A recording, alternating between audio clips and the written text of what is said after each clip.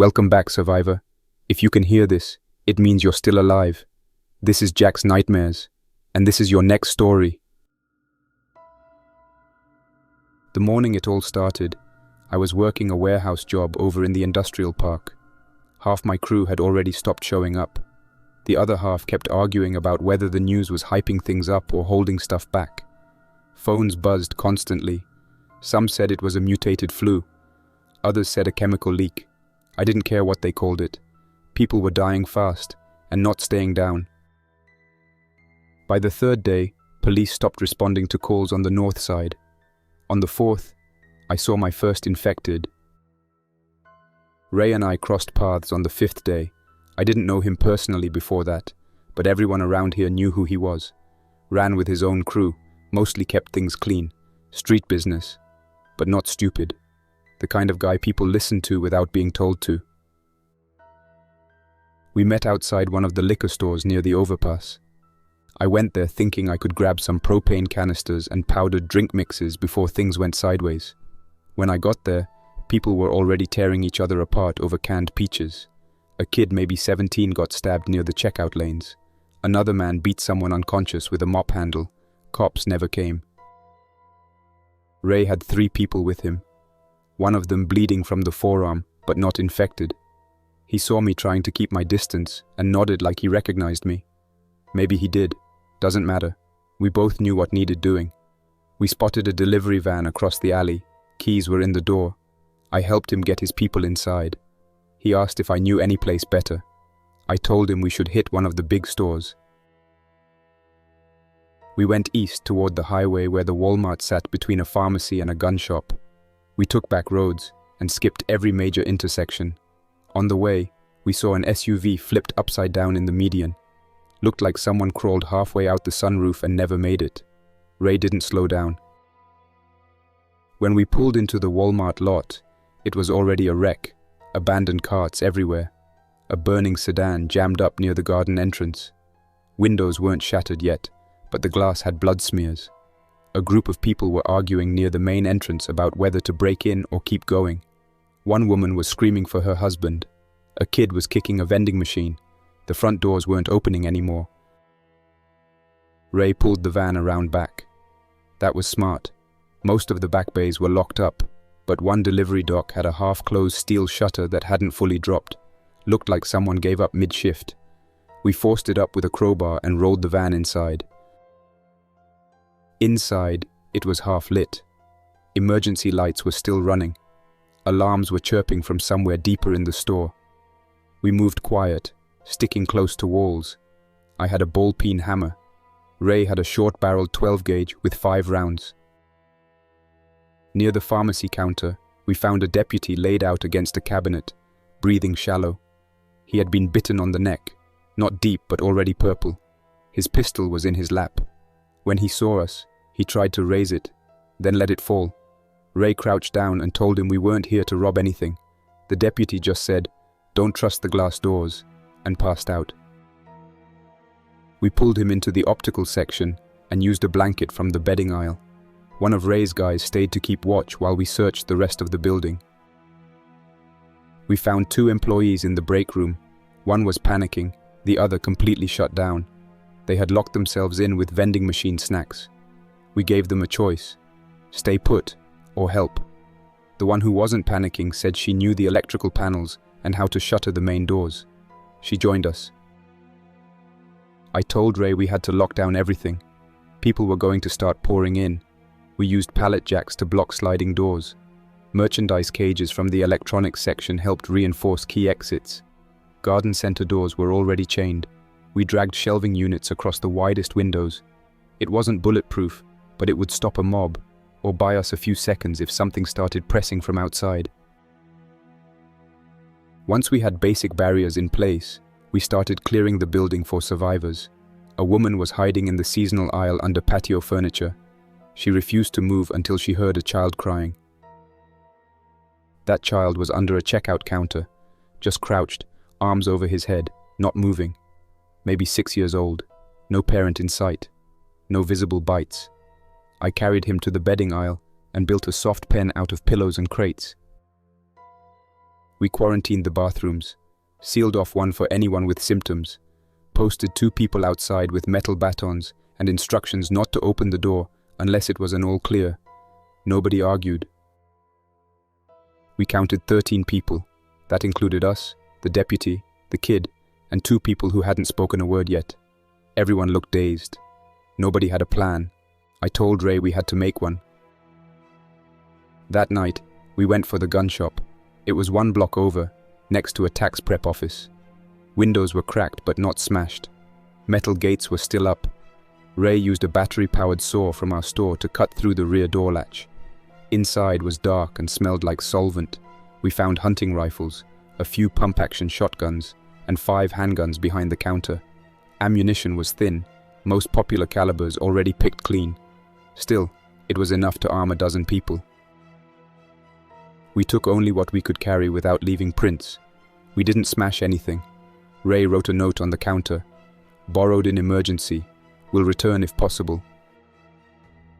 Back at Walmart, we put the weapons under lock in a secure stockroom. Only 3 people had keys. Ray, me, and the woman from electronics who knew the camera system. She said her name was Camille. She had worked there 4 years and knew every blind spot. We posted plywood signs at the front entrances the next morning. Ray used red spray paint and stencils from Arts and Crafts. Rule 1. No violence inside. Rule 2. No stealing from each other. Rule 3. Everyone works. Rule 4. No open doors without council say so. Rule 5. Weapons are for defense only. By the 3rd day inside, more people came. Some banged on the doors. Some shouted. One man lit a flare in the parking lot to scare us into opening. Ray refused. We opened only twice in those first 10 days, and only when people were unarmed and agreed to search. The deputy woke up for a few minutes, told us his station had pulled back downtown and was fortifying City Hall. He said infected were moving in groups, not mobs, like they were being drawn to sound or heat. He passed out again and never really woke up. On the 7th day, he stopped breathing. We gave him a sheet burial out back near the shipping ramp. We spent every spare hour reinforcing. Carts were chained together and welded with a small arc kit Camille found in hardware.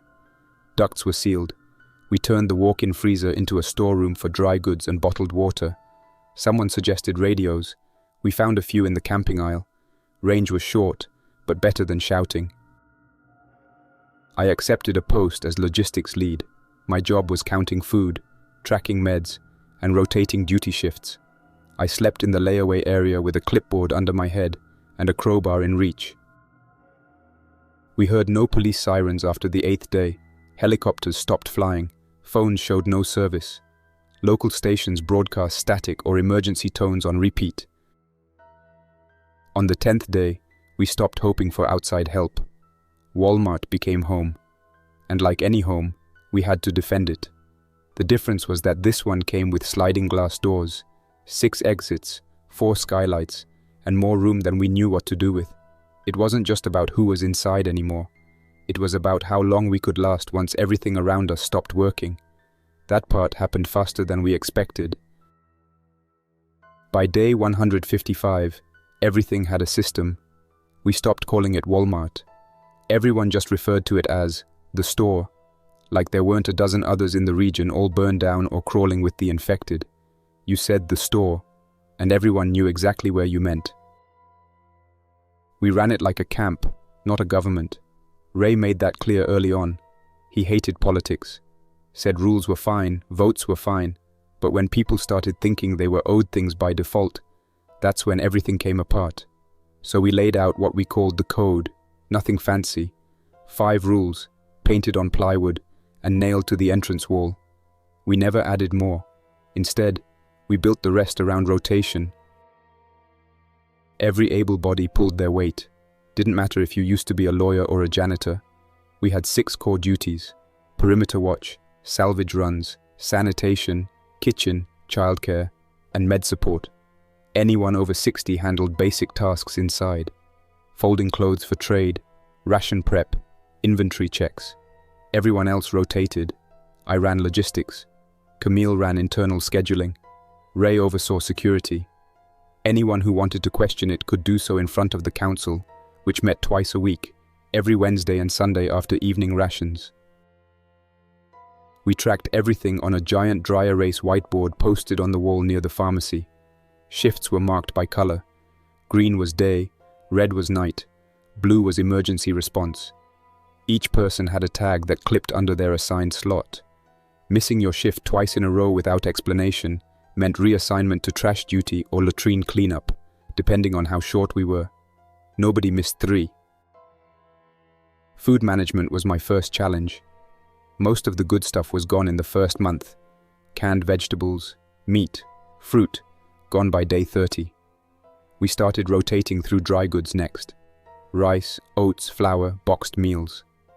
The freezer section was useless without steady power, so we cooked as much of that as we could in the early days using portable propane griddles from sporting goods. A few people got sick from freezer-burned meat, so we dumped everything that smelled even slightly off after that. The garden center gave us room to breathe. Camille helped us set up shallow planters, using plastic storage bins filled with dirt pulled from parking lot medians. We used broken aquariums for humidity control and pulled in herbs, spinach, radishes, anything that didn't require deep roots or long grow times. Nobody expected a harvest that would feed us, but a few sprigs of oregano or green onions made plain rice bearable. Some said it helped with morale. I agreed. Security was tight. Weapons were checked in and out of a locked cage near the employee lounge. No one stepped outside without a buddy. If you weren't on rotation, you stayed put. All weapons were issued with log entries. 1 sidearm or long gun per 2-person team, with ammunition counted to the round. We standardized on 3 types, 12 gauge, 9mm and 5.56. Anything else we scavenged was stored or traded. There were 3 escalation levels posted at every exit. Voice commands first. If the threat kept advancing, you fired a warning shot, preferably into the air or into the ground. If the infected or the intruder still didn't back off, you aimed center mass and didn't stop until it was still. We drilled that into people from the start. And we had to. The infected weren't smart, but they were stubborn. Noise, light, heat, anything triggered them. They'd walk into fences, scrape their hands bloody on the metal, press until something gave. You couldn't reason with them, but you also couldn't panic. The council wasn't some idealistic round table. It was 4 crew, 4 civilians, and a rotating 5th member chosen at the start of every week by vote. We held sessions standing up, no chairs, no long speeches. If someone had a grievance, they had 3 minutes to speak. If it needed a ruling, we voted. If it didn't, we moved on. Most of the time, it was minor stuff. Someone stealing extra hand wipes, kids running in restricted zones, couples arguing about shared duties. Every now and then, something bigger. One guy got caught hoarding sweets. He'd been sneaking into the backstock and pocketing snack-sized chocolate bars, storing them in a hollowed-out air vent above the pharmacy. Said it helped him feel normal.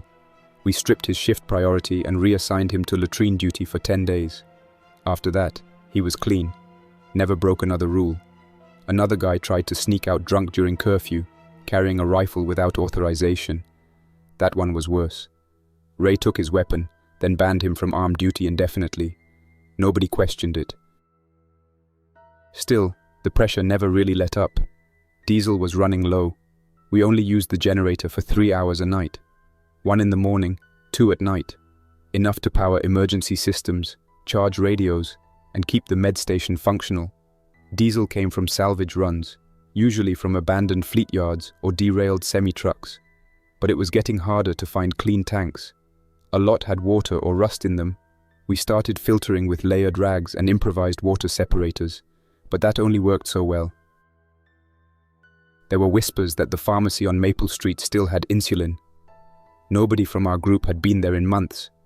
We'd marked it too risky. Narrow lanes, open glass storefronts, poor fallback angles. But now, one of the new families had a teenage daughter with diabetes, and we were running low on everything but aspirin and gauze. No one wanted to say it directly, but the choice was simple: take the risk, or watch a kid suffer. We called a council session. Ray stood at the end of the tools aisle with his arms folded. The father of the diabetic girl stood near the whiteboard with his hands in his pockets. He wasn't begging. He just asked for a team to go look. Ray didn't object. I volunteered. So did Camille. We agreed on a 5-person squad. Daylight run only, quiet gear only, suppressed if possible, but that wasn't a guarantee. At the same time, we knew we needed to recheck the sheriff's office nearby. We hadn't been back since the 3rd month. If we were going to make it through the winter, we needed more radio batteries, more handcuffs, and anything resembling trauma supplies. Most of the people in charge were just getting by. We had no real medics, just 2 people with nursing backgrounds and a retired EMT who walked with a limp and slept in the stockroom. Some of the younger people had started pressing for more say in how things were run. One of them, Elias, a former high school coach, asked to propose a civilian-led council to balance out the crew's authority. Ray didn't shut it down, but he wasn't happy about it either. He pulled me aside later and said the second we start voting on whether or not to do the smart thing, people start dying. He wasn't wrong, but I didn't say that out loud. We started prepping that night. I helped pack dry rations into converted lunch kits. Camille checked radio frequencies. Ray counted rounds and made a note in his log. Nobody knew what was waiting out there past the half-mile perimeter. That was the thing about living inside these walls. Time started to feel stable, even when it wasn't. It made you soft. And outside, soft people died fast. We stepped out before sunrise, while the sky was still cold and the air held that quiet weight it gets before something breaks. Camille was up front with me, radio clipped to her vest, a sidearm holstered on her hip, and a small medbag slung over her shoulder. Diego carried the main pack with our extraction gear. I carried the short-barreled 12-gauge Ray issued me the first week we fortified the store. We didn't bring any rifles. Too long, too loud. You needed close-range tools when space was tight and time mattered more than distance. The girl with diabetes, Tasha, was still asleep when we left. Her dad didn't speak to any of us as we moved through the gate, just stood there near the barricade with his hands in his pockets, nodding once as we passed by. The wind carried no sound, but the creaking of tarp against fencing. Even the infected were quiet that morning.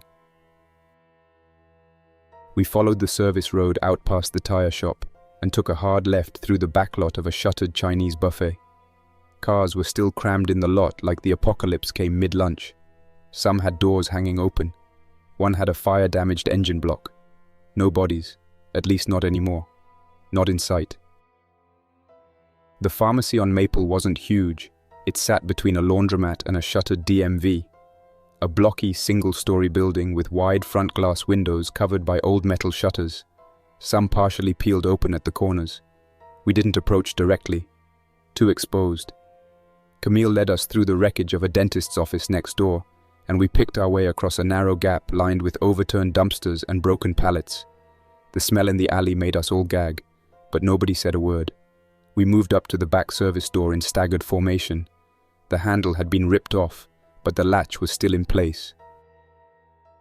Diego checked the hinges, while Camille scanned the street behind us through the gap in the bins. I wedged the butt of my shotgun under the frame and gave it a twist. The metal groaned but didn't break. Camille pulled out a rusted pry bar from her side pouch and jammed it into the seam. We rotated in silence until we heard a pop. The latch buckled. I held the door half open while she slipped inside first, flashlight beam pointed low. The interior smelled of spilled alcohol, dust, and something rotting. A shelf had collapsed behind the counter. Loose pills were scattered across the floor like gravel. Cabinets had been jimmied open, boxes torn. Whoever came through here before us wasn't surgical. It looked like a panic raid. Maybe 2 weeks old based on the smell. Maybe more. We worked fast. Camille called out what to take.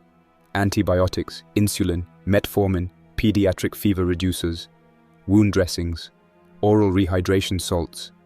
I grabbed gauze, burn cream, and antiseptic swabs. Diego found a small fridge under the back counter still sealed. He opened it and gave us a thumbs up. 3 insulin packs inside with still partially frozen gel packs. They went straight into the insulated pouch. No time to test it. Cold was better than nothing. I stepped into the side aisle to check for portable oxygen tanks. None, but I found 2 unopened cartons of gloves and an untouched pack of thermometers. I shoved them into my satchel. Camille waved me over. She'd found a locked drawer that hadn't been broken yet. We pried it open and found 6 glass vials, likely antibiotics, along with syringes and sealed alcohol pads. I tucked them carefully between 2 hand towels and slid them into the med bag. The sound of footfalls outside stopped us cold. Not the shuffling scrape of infected, not the erratic pacing. These were steady, measured, close. Camille dropped low near the service entrance and peeked through a crack. She looked back at me and held up 2 fingers, then a third. 3 people, walking slowly, no groans, no gasping, not infected. We waited. The steps stopped just outside. One of them knocked on the door. Not hard, just 2 knocks. Pause, then 1. I didn't answer. Neither did anyone else. The knock repeated. "Don't mean no harm," a voice said, male, calm. "Just looking for medical. You got anything to spare? We'll trade. If not, we're gone." Camille looked at me. I looked at Diego. No one moved. Then I pulled open the door 5 inches and kept my shotgun angled low. 3 of them, 2 men, 1 woman, all thin, hollow-cheeked. One carried a crowbar, the other a tire iron. The woman had a metal bat. Their eyes didn't dart around, didn't flinch. They were serious, not desperate. That was worse. I told them we had nothing to trade, that we were running light. The man with the crowbar shrugged and said, "You came prepared." We didn't. We got a kid with an infection and a busted toe. She can't walk more than a few feet. If you have gauze and something for pain, that's all we need. I stepped back and opened my pack, pulled out a sealed roll of gauze, 2 packets of ibuprofen, and a can of soup. Threw them out the door in a plastic bag. He picked it up, didn't say thank you, just nodded once, turned, and walked off. The woman looked over her shoulder, stared at us for a second longer than she needed to, then followed. I memorized their faces, all of them. Something about how quiet they were sat wrong with me. Desperation makes people loud. Planning makes people dangerous. We cleared the rest of the back room, grabbed one last bundle of sealed wipes, and sealed the fridge behind us. We exited through the front aisle and ducked behind the side exit, using the serpentine path of overturned racks and carts to stay hidden. As we turned down the alley toward the laundromat, Diego tripped. His knee slammed into a metal pipe sticking out of a collapsed dryer. He grunted, but the real problem was the crash of the dryer drum rolling over. It echoed down the alley and bounced off the buildings. We froze, then we heard it. A sharp growl, then 2. Then the unmistakable scraping of infected feet coming from the far side of the street. Camille shoved Diego to his feet. I pulled 2 cans from my satchel and flung them down a side lane. The clatter drew attention, but not enough. We needed something louder. I broke a car window with my shotgun stock. The alarm screamed into the morning, a high-pitched wail that shattered whatever silence remained. The infected turned instantly. Shadows darted across the intersection, at least a dozen, maybe more, emerging from alleys, doorways, and the hollowed husk of the DMV. We sprinted. No gunfire, no shouting. Just hard steps, tight breaths, and the slap of boots on pavement. Diego limped but moved fast. Camille stayed behind him, ready to drag him if he stumbled again. I brought up the rear, watching corners, checking rooftops, scanning shadows. The infected swarmed the alarm site. They pounded the hood of the sedan, smashed against the doors, pushed over trash bins. We didn't stop to count.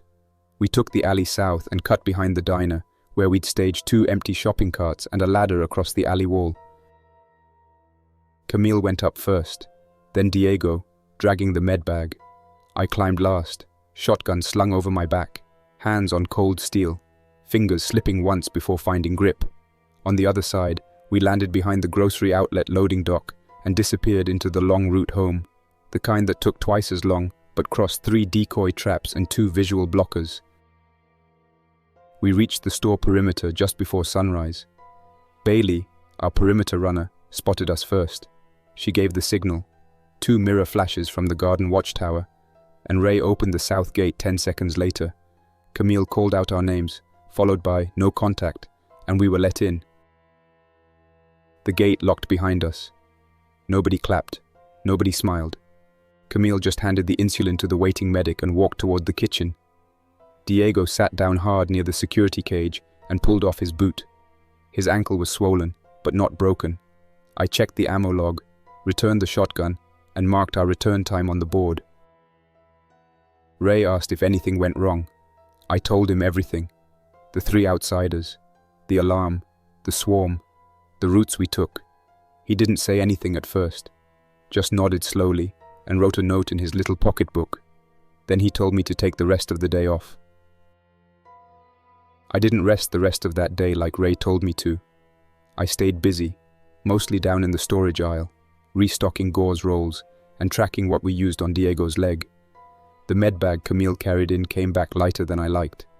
Every trip out there chipped away at what we thought was a stable pile of supplies. Between that and the outsiders we ran into, it was enough to make the back of my neck itch.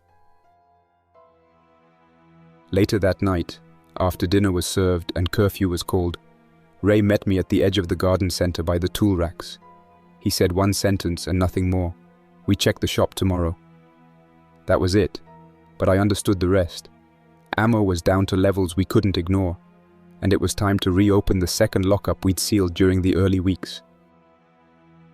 The gun shop was 1 block east of the store, at the edge of what used to be a small strip mall with 3 dead storefronts and 1 barely standing pizzeria.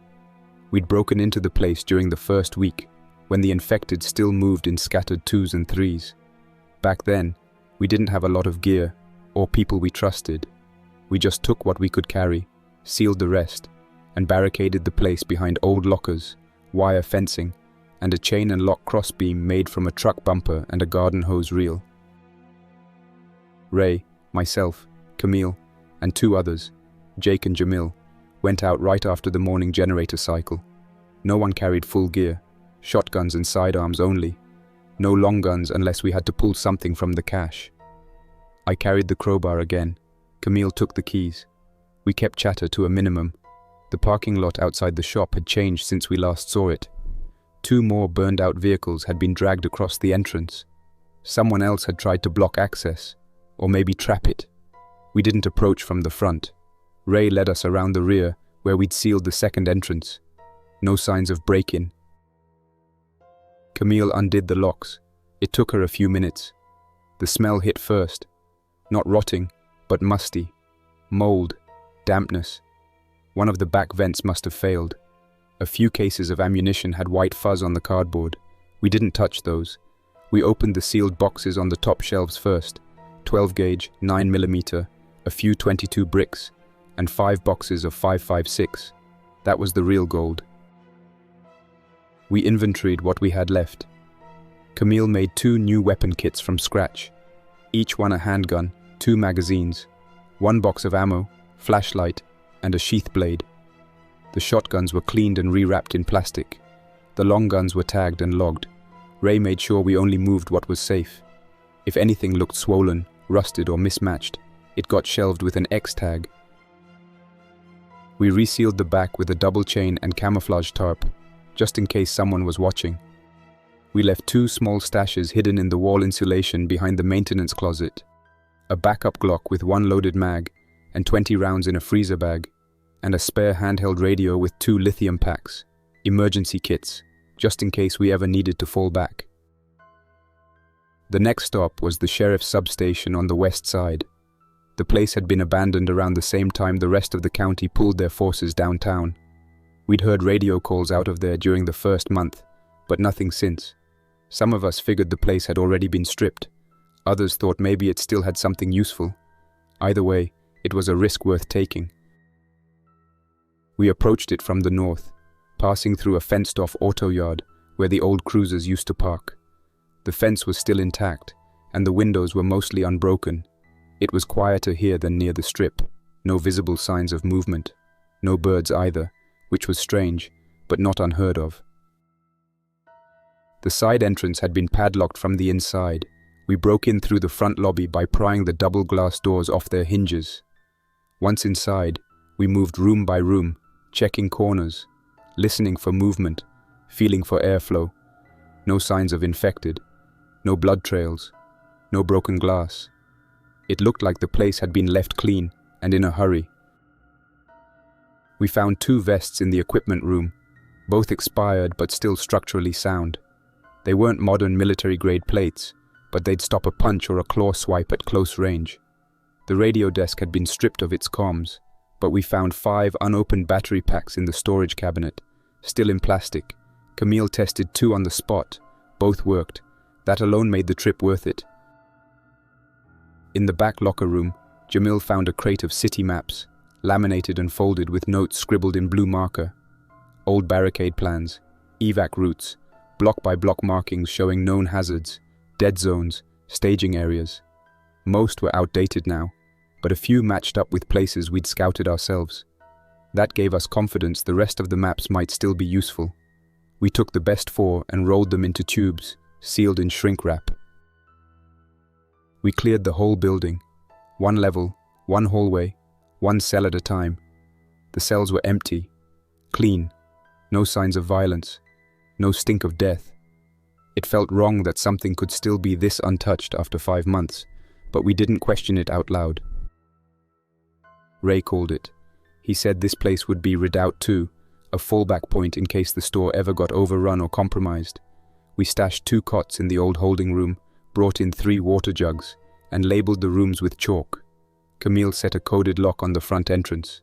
We left a spare key hidden in the air vent above the dispatch desk. The council would log the location, and only 5 people would know the code.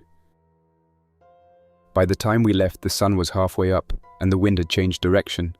On the way back, we took the East Perimeter Trail around the edge of the industrial park. That's when we heard the siren. It wasn't loud, not anymore. Just a faint, warbling whine, buried under layers of distance and weather. But it was real. A low, continuous tone echoing out of the chemical plant about 3 blocks away.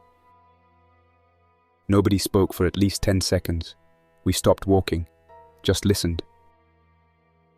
Camille pulled out her binoculars and scanned the skyline. I followed her gaze. The main stack from the chemical facility was still standing. No smoke, no movement.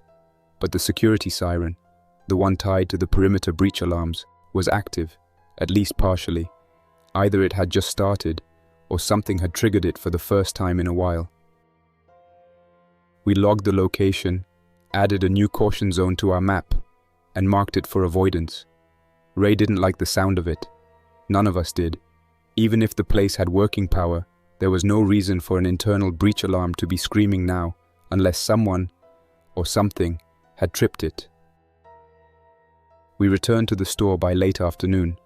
Camille locked the main entrance and filed the Redout 2 key in a tagged pouch behind the council board. Jamil logged the vest inventory. Jake carried the radio batteries straight to the charging station and ran a voltage test on each one. All 5 held charge. 1 tested at 90%. We didn't celebrate, but it felt like a win. For the first time in weeks, I saw people sit down near the break room without rushing through their food. Diego asked about the sheriff's office. I told him we had 4 new maps and 2 working vests. His face lit up like someone gave him a hot meal. Ray met me later by the loading dock. He didn't say anything at first, just looked at the sun dropping behind the far hills and said, "We got options now." I nodded. That was the truth. Between the store, the gun shop and Redout 2, we had fallback points, caches and cross routes. If something came through the walls, we wouldn't get trapped. Not easily. The next few days were quiet. Too quiet. Most people didn't say it out loud, but the air had that feeling again, like the city was holding its breath. We knew the infected were still out there. We knew those 3 outsiders had seen us. We didn't know what they'd do with that knowledge. On the 3rd night, just past dusk, one of the perimeter teams on the East Watch spotted movement at the outer barricade. It started with a faint scraping sound, like metal dragged across asphalt. Then came the clatter of something heavy slamming against the gate near the collapsed garden center drive-through lane. By the time I got to the top of the lookout tower, the fire was already lit. A shopping cart had been pushed halfway up the access path. The basket was filled with garbage, shredded foam, broken plastic, and what looked like rotted packaging paper soaked in cooking oil. A piece of chain-link fence bent over the top held it in place. They had lit it before sending it rolling. The flames were weak but visible. It didn't make it to the wall. It stopped about 15 feet short and burned low, putting out more smoke than heat. That wasn't the point. The fire wasn't meant to breach anything. It was bait, a test. Someone wanted to see how we'd react. We didn't fire. That was Ray's order. We'd drilled this exact scenario. He grabbed the bullhorn, climbed halfway up the tower, and called it out in a calm voice. This is a defended zone. Trade happens in daylight. No weapons in hand. One person at a time. No exceptions. He waited, then repeated it. We saw the silhouettes watching us from the tree line. One leaned against a mailbox, chewing something. Another crouched on the hood of an old van. The third paced in slow circles, like he was waiting for something. No one responded. No one came forward. Then we heard the rattle of cans, northwest side. Ray swung the tower light toward the noise. I took off down the scaffold and ran the line west, radio tight to my shoulder. By the time I reached the second wall, Diego and Camille were already there. One of our trip lines, a string of empty soda cans tied with fishing line, had gone off. We scanned the fence. A figure was down on one knee near the storage container barricade. Hoodie, small pack, something in his hand. He was trying to duck between the two carts we'd chained across the fire exit. I raised my voice and told him to stop moving. He froze. Camille circled wide. Diego stepped in slow. The guy didn't bolt. He just looked up at me like he'd already made peace with what was going to happen. He had a folding knife, half open, a can of peaches in his coat. He never made it inside. We stripped the knife, zip-tied his hands, and walked him back to the front gate. Ray stood waiting. He asked the man's name. Got nothing. He asked what they wanted. Still nothing. Ray didn't raise his voice. He just looked at the guy and said, "You do this again, we don't walk you back. We bury you out here." The man didn't argue. We cut the tie and pushed him out past the gate. He limped back toward the others. None of them moved to help him. After the gate was locked again, Camille checked every trip line. We added new ones, bells, crushed bottles, motion flags. I authorized the use of flare markers for the next 3 nights. If anyone breached past the first line, we'd light the sky and call every shooter to the wall. No hesitation. We weren't going to lose someone because we were being polite. Inside, things started to crack. That same night, a civilian named Rebecca, used to be an assistant store manager before the fall, called an open floor meeting near the clothing racks. She had a clipboard in hand and 5 people behind her, all civilians. She argued that the crew was making decisions without oversight, that the rules we posted were not up for discussion, and that it was time the rest of the survivors had a vote on how to respond to future attacks. She wasn't completely wrong. The crew did make most of the security calls.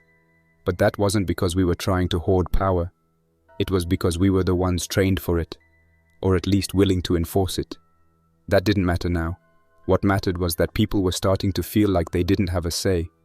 And when people feel like that, the place starts to fracture. Ray listened. He didn't interrupt.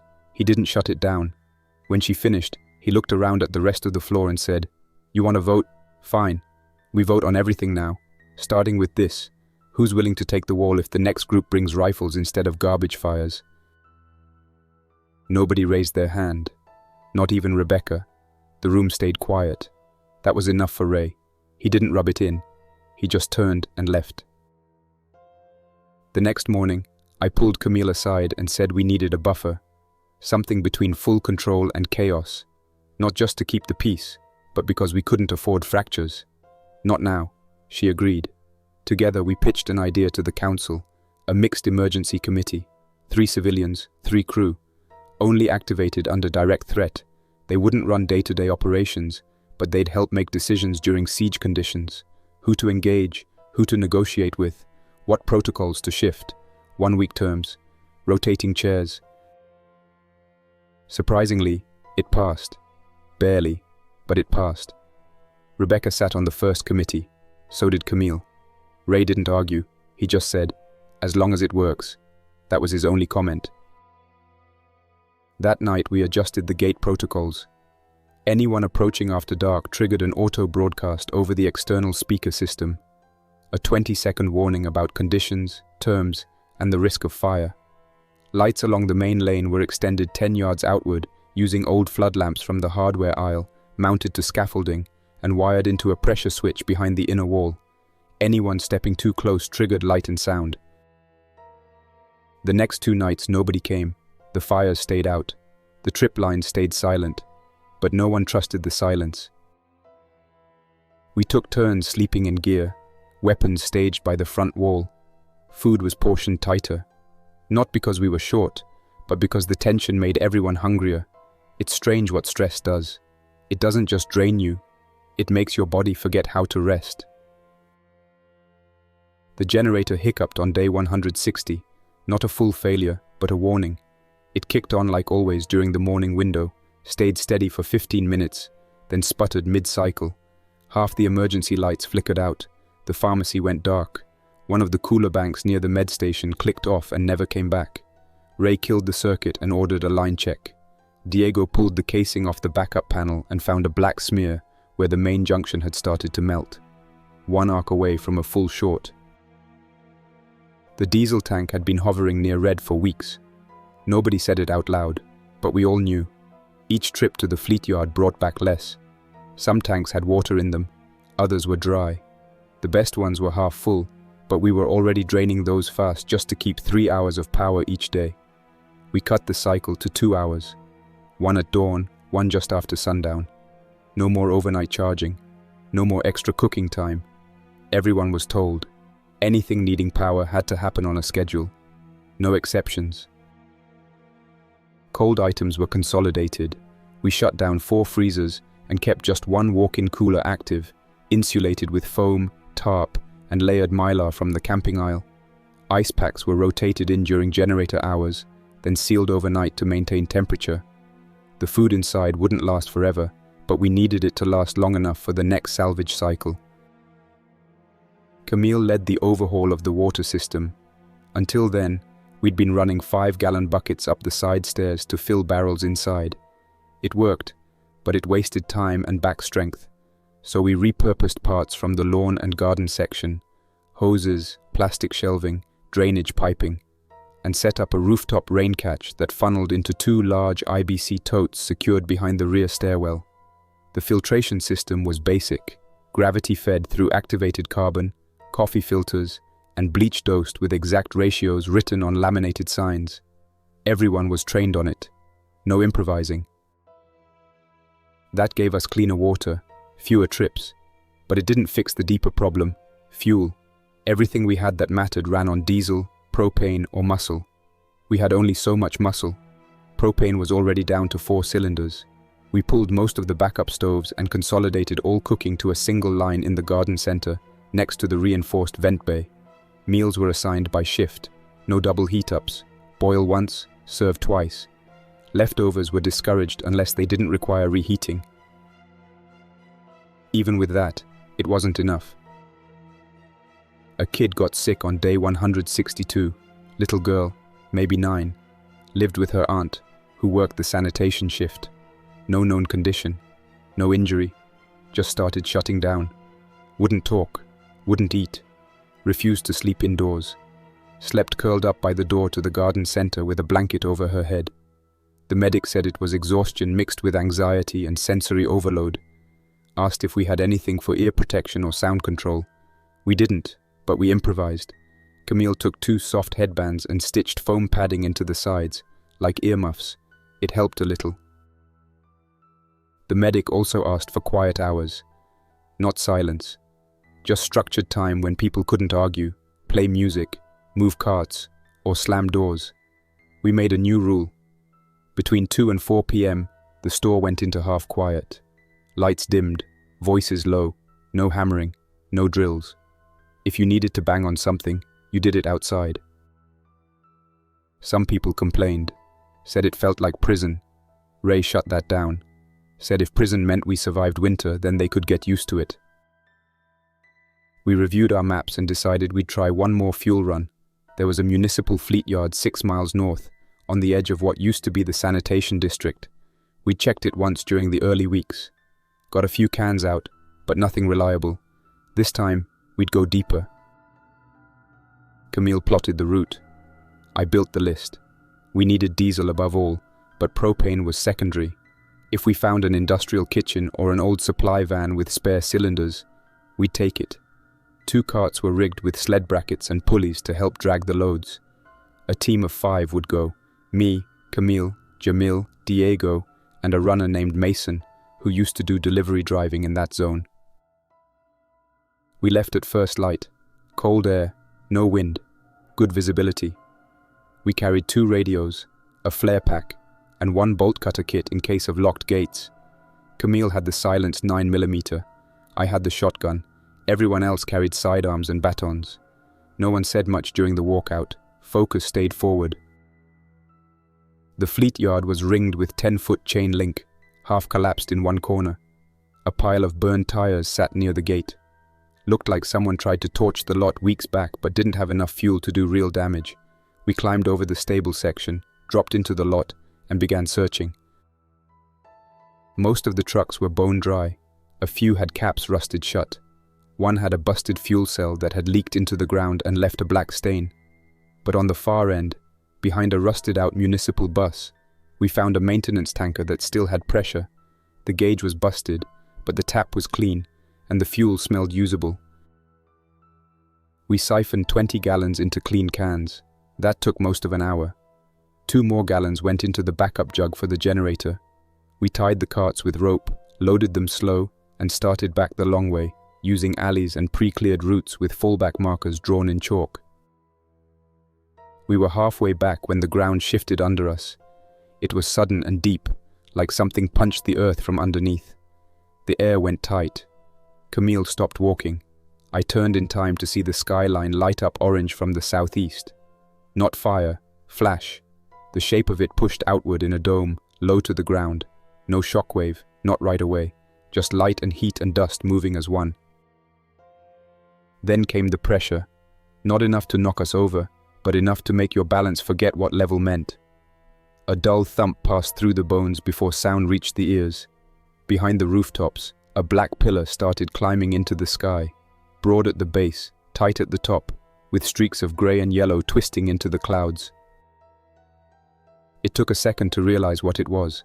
Camille was the first to say it. The plant. Just that. Nothing else. We turned and ran the rest of the way back with the carts dragging behind us, wheels bouncing over cracks and loose concrete. Every second counted now, not just because of what had exploded, but because of what the wind might carry. We hit the store gate and didn't wait for full protocol. I radioed the tower before we reached the outer lot. Full lock, full seal, shut everything. Ray responded instantly. By the time we rolled the carts through the side entrance, the loading bay had already been lowered and locked. Camille sealed the inside hatch and posted a warning sign. Contamination risk. No entry without mask. Inside, the air was still. The generator was off. Emergency lights glowed faintly overhead. The crew was already moving, taping plastic over vents, pushing towels under door gaps, sealing glass with tape and cardboard. We followed the containment protocols we wrote but never thought we'd use. Everyone near the perimeter was ordered to mask up or move inward. No exceptions. The siren at the plant kept going for another minute. Then it died mid-howl, cut off like a wire had been pulled. That was worse than the noise itself. We weren't close enough to see inside the facility, but the plume had started drifting. A yellow-grey haze curled out low over the horizon, spreading wide and slow. The wind carried it west. That gave us time. Not much, but some. Ray called a full store lockdown. We killed all HVAC intake fans, covered every exposed duct and cracked panel. Every rag we had was soaked in water and bleach, then pushed against anything that might let air in. The windows stayed closed. The skylights were already sealed with painted foam board. All doors went on lockdown. We issued cloth masks from the stockroom and handed out what few respirator filters we had to the outer watch team. No one left the building for the next 12 hours. It wasn't the explosion itself that scared us. It was what came after. By the next morning, the infected started behaving differently. Our northern scout tower had visual on a group of 5 infected wandering the far end of the industrial zone. Usually they moved aimlessly, stopping, shuffling, sometimes collapsing for hours at a time before getting up again. These didn't. They were jittery. Their pace was uneven, almost stuttering. Their skin looked blotched and discolored, like it had been burned or dried out. One of them clawed at a road sign until its nails split. It didn't stop. The vocalizations were sharper, short bursts, like coughing mixed with snarling. We watched them for 30 minutes. They didn't slow down. They didn't fatigue. They didn't change direction unless they saw something or heard something. When a crow flew overhead, one of them jumped for it and hit the ground hard. It didn't stay down. Got back up like nothing happened. That's when we realized these weren't just infected, they were altered. Not superhuman, not fast, but different. Their energy didn't drain like the others. Their attention didn't drift. They stayed focused. And worse, they stayed close to each other, clustered, pressed forward in the same direction, even when nothing obvious was drawing them. We called a full watch rotation. No one was allowed to patrol alone. All non-critical activity outside the main structure was halted. Camille posted observation logs at every tower with sketches and behavior notes. We gave the altered infected a designation, Plume Class. It wasn't official, just something to separate them from the baseline walkers. The next day, we saw a bigger group, 10 or 12, moving down the rail corridor toward the southeast depot. Same pattern, staggered movement, blistered skin, strange posture. They didn't respond to yelling from the towers, but when someone dropped a wrench off the scaffolding, they all turned in unison, not toward the sound, but toward the echo. We tested again, using a small radio left playing music on a car roof downrange. When we turned it on, nothing happened. But when we let it play for over 2 minutes, 3 infected turned toward it and didn't stop moving until the radio was shut off. That was new. The normal infected would veer off, lose interest. These didn't. Not if the sound was continuous. They locked onto it and pushed forward until contact was made or the noise stopped. Then we heard the horn. It came from downwind, southwest, where the tracks bent into the far industrial district, one of the old freight yards. A train horn blaring non-stop, either stuck or triggered intentionally. No rhythm, no pattern, just an endless bleating tone that punched through the low air like a signal flare. We scrambled to map its direction. The wind was carrying the sound northeast, directly across the path of the altered infected. Within an hour, every group we had been tracking changed course, turned toward the sound and started moving. At first it looked random, then it became clear. They weren't just wandering toward it, they were pulling others with them. Normal infected, slow, rotting, barely functioning, were being dragged along by the pace of the altered ones. The mass started to swell. 10 became 20, 20 became 50. The movement was uneven but steady. They weren't fast, but they didn't stop. We were watching a super horde form in real time, built not by instinct, but by sound, and it was headed toward everything in its path. We had hours, maybe less. Ray ordered emergency prep. Fallback lines were reinforced. Spare barricades moved into choke points. Every exit was rechecked. Ammo reissued by count. All outer workers were issued cloth masks soaked in vinegar and bleach. It wouldn't do much, but it gave people a job, gave them something to hold on to. We didn't know if the horde would reach us, but we knew that if it did, we had to be ready for something different. These weren't aimless corpses anymore. They had focus, and noise gave them purpose. Ray stood in the center of the electronics aisle and looked at the wall of dead screens. He told me one thing: If they come, we fall back to Redout too. No hero plays. No stand at the gate. Everyone pulls back on signal. We spent the rest of that night running drills. Short, sharp, efficient. Each team had a route. Each family had a station. Every piece of gear was tagged and packed by the door. At one point, I passed Camille sitting on the stairwell with her mask off, looking at the horizon. I sat beside her. Neither of us spoke. The air was too thick for words. The light outside had gone yellow-grey. Not smoke, not dust. Just off. At 5 a.m., the lookout on Tower 1 made the first call. Movement on the east corridor. Large group. Direction steady. No scattering. No loss of pace. We logged it, checked the map, and confirmed what we already knew. The altered infected, what we now called Plume class, were pulling everything toward the freight yard horn, and we were in the way. We initiated our sound discipline protocol immediately. All internal activity ceased except for whisper-level communication. Radios were set to vibration only. Generators remained off. No hammers, no tools, no cooking. Every entrance was sealed with doubled insulation layers, foam board, blankets, plastic sheeting. Nothing that could rattle, nothing that could echo. 2 nights earlier, we'd planted decoy noisemakers downrange. 5 battery-powered radios scavenged from the electronics aisle, each rigged with a 20-minute timer and taped volume switch. One played static. Another looped a talk radio segment from a USB chip we'd kept since the first month. The others ran mechanical tones, Morse, keypad beeps, a weather alert test tone. Each was placed 200 feet apart, in a staggered arc meant to bend any incoming horde west and away from the gate. At 0630 hours, the first infected reached the outer perimeter. It was a standard walker. Normal pattern, low coordination, no blistering.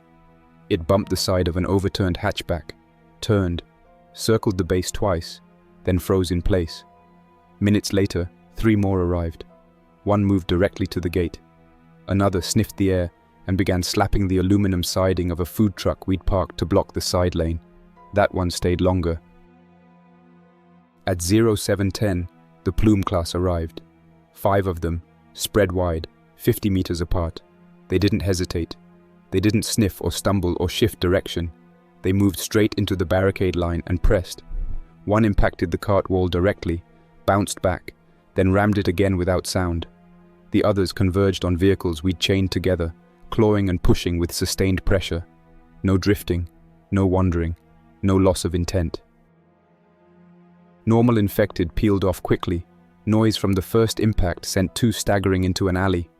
Another dropped after catching its foot on a curb, but the altered stayed locked in.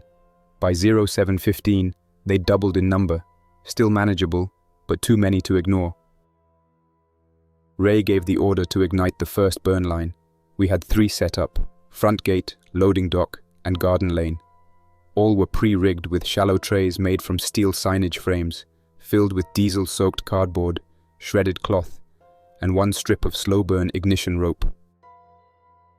I lit the front tray myself, held a road flare low, waited for the signal, then touched it to the soaked pile. It caught instantly. No explosion, just a rolling wall of heat and smoke that rose 6 feet and spread out across the open lane. The fire didn't stop them, it bent them. Plume class turned slightly, redirecting around the worst of the flame, but still moving forward. 2 caught fire. Neither stopped. One stumbled after catching the edge of a scorched bumper. The other fell trying to climb over the trunk of a charred sedan and burned alive against the metal. The stench was unbearable. Camille called the van team into position. Our armored vehicle, a reinforced former sheriff's impound van, had been staged for this exact scenario. It had been stripped of interior seating and fitted with roll bars, push bumpers, and a directional speaker rig. No front glass, steel slats over the windshield, top hatch fitted with a lookout slot. Jake drove. Camille rode passenger. I was in the rear seat, gripping the inside rail with one hand and holding a siren trigger in the other. We rolled out of the south gate and down the east access road. quiet until we hit the 90-degree bend where the street narrowed. That's where the bulk of the horde was beginning to cluster. No infected within 20 feet of us yet, but that would change fast. I triggered the siren for 6 seconds, a sharp, rising wail, enough to pull every set of eyes toward us. It worked. Half the group turned instantly. Some started running. Others staggered in bursts. Plume class snapped to attention like dogs on a leash. We drove slow, no more than 15 miles per hour, leading them down the access corridor. Once we had 30 plus in pursuit, Jake killed the engine, threw the transmission into neutral, and let the van coast back toward the fallback lane. The siren was silent. We didn't make a sound. When we passed the first set of trip lines, I dropped a cold bottle full of rocks to give the next group something to fixate on. Anything to keep them looking the wrong direction. It wasn't perfect. 3 of them broke from the path and returned to the wall. One started climbing the cart pile, got halfway up before it lost footing and slammed its head on a sharp corner.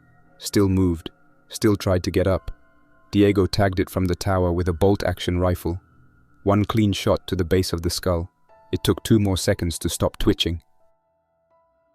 By 0745, we had the first wave moving downrange. At least half the mass had peeled off. The decoy radios were working. 2 of them had already gone silent after their cycles ran out, but they'd done the job. 1 group of altered infected had locked onto the radio static and wouldn't leave it, even when other sounds played nearby. That taught us something. Continuous noise was more effective than loud bursts. Consistency kept them moving. Variability confused them. We held the line for another hour. Spot fire used in 2 lanes. 1 decoy flame at the rear triggered manually to redirect a small flank group. 1 tower used mirrors to flash sunlight in wide arcs. Didn't stop them, but did cause hesitation in 2 infected, who shielded their eyes and paused before resuming forward motion. That was new. We logged it. By 9 a.m., the crowd had thinned enough to pull teams off active watch. Not fully, not all the way, but enough that people started breathing again. No one left their posts, no one stood down, but the sense of immediate collapse had passed. Camille returned to the staging area and handed over the van keys. She logged the siren use, tire wear, and engine heat levels. Jake wrote down the rearm instructions for the next team. I climbed the tower and looked east. Smoke trails lined the horizon where our burn pits had flared and died. Beyond that, the horde was still moving, slowly, but now disorganized. Whatever cohesion the altered infected had established had started to unravel once they lost their target sound. Ray stood by the barricade, arms crossed, watching the distance with a hard stare. When I joined him, he didn't say anything for a while, just nodded once. The kind of nod that means, not yet, but close. We knew it wasn't over. The altered infected might scatter when the sound dropped off, but they didn't forget direction. The freight horn was still blaring in the distance, muffled now by weather and smoke, but steady. That meant the pressure would come again, and we couldn't count on decoys and fire every time. So we fortified inside, quietly, with whatever we had left. The kill corridors were finalized that same evening. We'd planned them weeks earlier but never built them out fully. Now we had no excuse. We tipped shelving along the main entrance lanes and reinforced them with shopping carts tied together using paracord and steel ties from the hardware aisle. Everything angled to create choke points, forcing any breach to narrow into lanes we could defend with melee or focused fire. Seams were marked in bright blue tape on the floor, fallback lines. Each seam had a name, a team assigned, and a trigger call. If we had to retreat, everyone knew where to go, who to cover, and what to hold. That took us 2 hours. No talking, just marking and shifting metal until the routes made sense. 2 interior doors, the double access to storage and the break room hallway, were pre-rigged with quick release chains. If we needed to fall back all the way inside, those doors would seal behind us with 1 pull and lock tight from the far side. Camille and I each carried the chain triggers around our necks on a metal loop. Last resort only. If we pulled those, it meant someone was being left behind. The garden center was cleared out and staged as the civilian fallback zone. All non-combatants were briefed. If the interior fell, They were to move into the garden center with pre-packed carts of food, water, medical, and blankets. We staged a ladder to the roof and secured it with a safety rig to prevent it from being pulled down or overrun. Anyone going up could take shelter behind the HVAC stack and broadcast on emergency radio bands using a solar-powered rig stashed in a sealed crate under the gravel bed. At 4 a.m., the wall gave out. It didn't explode. It didn't crash. It warped. The steel frame on the south loading bay door had taken too many hits in the first wave, and the brace we'd welded into place had started to split at the top weld. Pressure from the outside. It built slow, but it was constant. The side panel buckled in near the bottom, where two shopping carts were jammed together and duct-taped to a shelving unit. The carts collapsed inward, and a hole the size of a tire opened up between the bars. The first infected came through crawling. Normal class, not plume. No eyes, torn fingers, one arm dragging. Ray shot it clean through the upper spine before it reached the first seam. The next one came standing, then two more, then another 7. Plume class arrived 30 seconds later. We held the breach using short weapons. No automatic fire. Every shot counted. Camille used a 20-gauge pump with birdshot loads. I switched to the modified pike we'd built from metal conduit and concrete rebar tips. Others had wood-cutting axes, crowbars, or bolt cutters tied into spears. We aimed for legs first, trip them, slow them, create a pile. Anything still moving was shot or stabbed in the head by second position. 2 defenders went down during the first 10 minutes. One, Marcus, got pulled when he stepped too far into the breach with a sledgehammer and lost his footing on an overturned cart. We got to him fast enough to pull him back. The other, Shiloh, was dragged under a fallen display stand and pulled out of view before we could reach her. We didn't see her again. Her trigger wasn't pulled. That meant she didn't make it. The fallback signal was called for Seam 3. We shifted back in controlled steps, covered each other. Camille used a smoke flare to disrupt line of sight, and I popped a flashbang we'd been saving since the raid on the sheriff's office. It didn't stop them, but it slowed their coordination. Inside, Diego ran the quick weld on the backup braces. Camille and I rotated back to resupply and reload, then took a new route out through the garden center. I called for Team Redout and assembled a 4-person squad, myself, Camille, Jake, and Elias.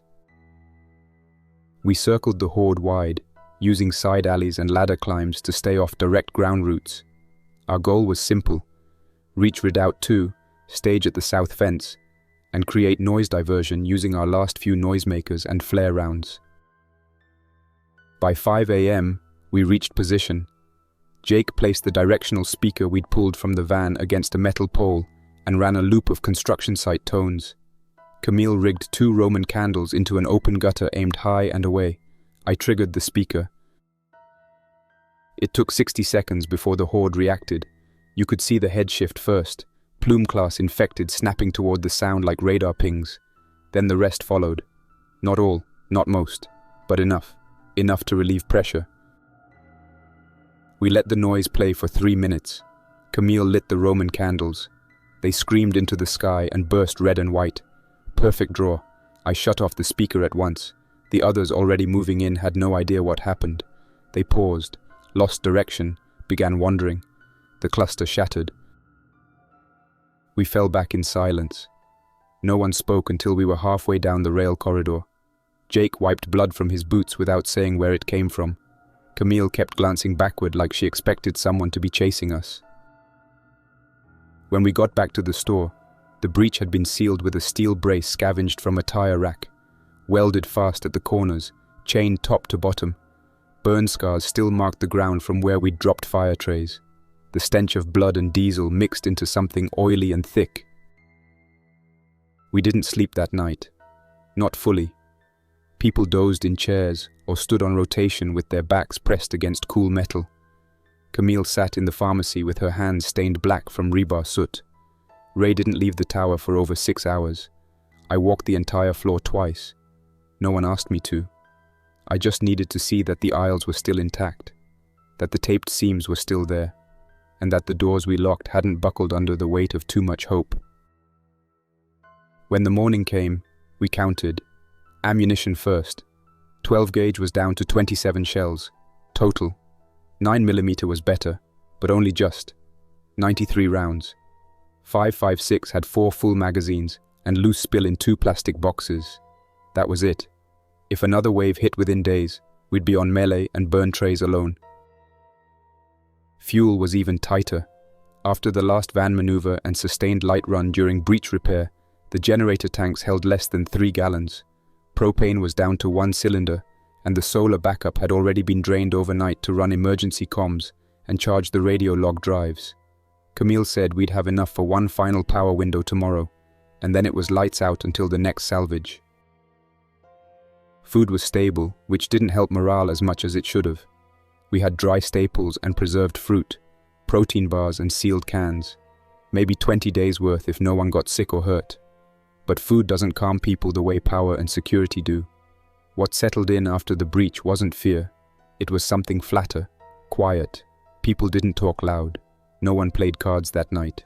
No one asked about evening rations. They just sat near their own corners of the fortress and watched each other from under blankets and coats, like the walls might crack again at any moment. The council met late the next morning. We gathered in the seasonal aisle, between the bags of unopened potting soil and the last fake Christmas tree no one had the heart to take down. 8 of us sat. 2 stood. Ray leaned on the end of a display rack with a clipboard tucked under his arm. I wrote the chalk notes. Camille proposed the first revision, hard cap on generator hours, no more ad hoc use, strict scheduling, 2 hours daily, broken into 3 windows, 0 tolerance for extensions. The motion passed unanimously. Second, confirm permanent 2-base posture. The store remained central, but Redout 2 would now be stocked weekly, maintained by rotation, and kept ready for full evacuation if pressure ever surpassed our threshold again.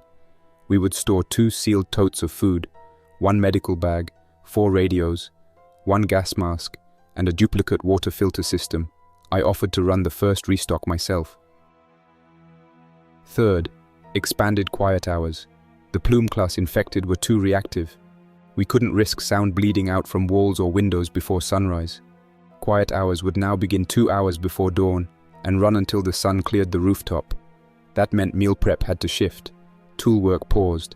All voices below conversation level. Everyone agreed. There was no debate. Fourth, controlled trade window expansion. This one came from Rebecca, who'd fought us hard in earlier weeks but now spoke with her voice low and direct. She said the outsiders weren't going away, and if we didn't find a way to show them there was value in talking instead of circling our walls, then someone else would find a reason to press us again. We voted to expand the daylight trade window to include low-risk, barbed-free interactions at the far corner of the parking lot. 1 post, 2 guards, basic items only. Water, gauze, canned food, soap, all monitored, all logged. Fifth, final review of loss. We buried Shiloh behind the garden center wall that evening. She'd been found by Camille near the split corridor just before lights out. Her body had been dragged but not torn. We think the infected lost interest after she stopped moving. No one saw her last moments. We buried her with her utility knife, a patched jacket, and a handwritten tag with her name and birth year. No speeches, just 4 minutes of silence and a line of small rocks pressed into the soil in a single, even row. Marcus recovered from his injuries with 1 cracked rib and a shallow bite on the forearm, already sealed and treated. No sign of infection. We isolated him for 48 hours, just in case. He said nothing during most of it, then asked if he could help clean the wall.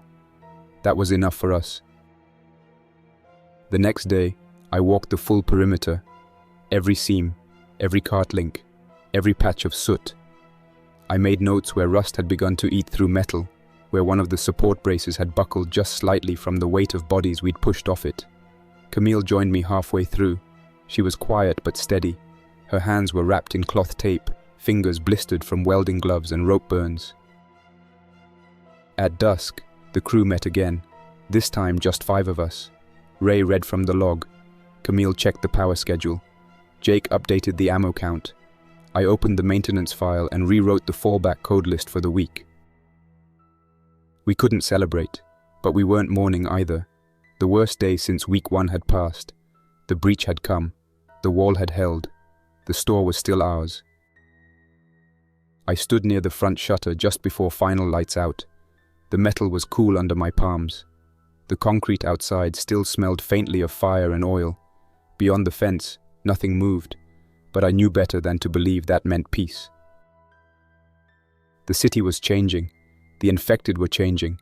The plume didn't just warp the sky, it warped them, how they moved, how they tracked, how they pushed, and it warped us too. The old rules didn't fit anymore. We couldn't just hold the line, we had to shift with it, learn faster, act faster, stay smaller, quieter, more deliberate. One roof and one diesel tank would not keep us alive through the next wave. That much I understood.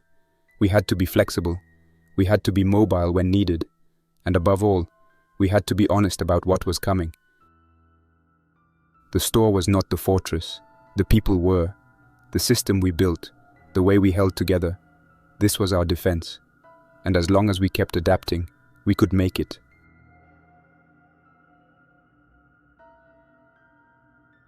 That's all for now. Thanks for listening. Don't forget to like and subscribe to keep the stories alive.